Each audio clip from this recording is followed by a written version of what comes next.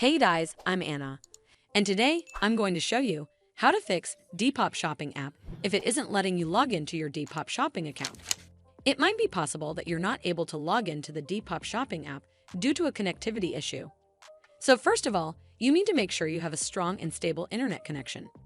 To do so, you need to do a quick test to check if your internet's working or not.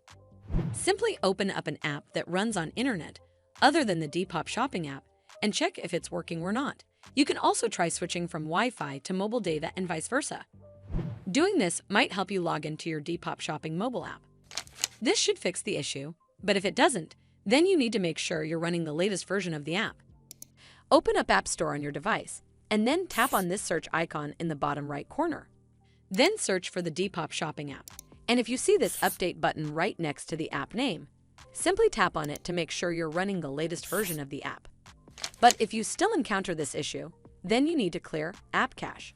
Go to your device settings and then scroll all the way down to General and tap on it. Then tap on iPhone Storage. From here, search for the Depop shopping app and then tap on it. Once you're on this screen, you need to tap on Offload App.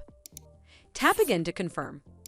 It'll take a bit for processing, and then a reinstall button will show up. Simply tap on it to reinstall the app.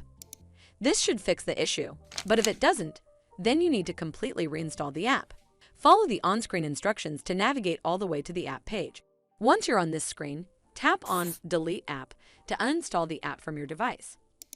Once uninstalled, you need to open up App Store and then search for the Depop shopping app right over here in the search bar, and then click on this Get button to install it back on your device.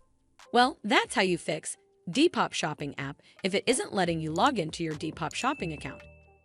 I hope you found this video helpful, and if you did, make sure you give it a thumbs up to see more videos like this, and don't forget to hit that subscribe button. We'll see you in the next one.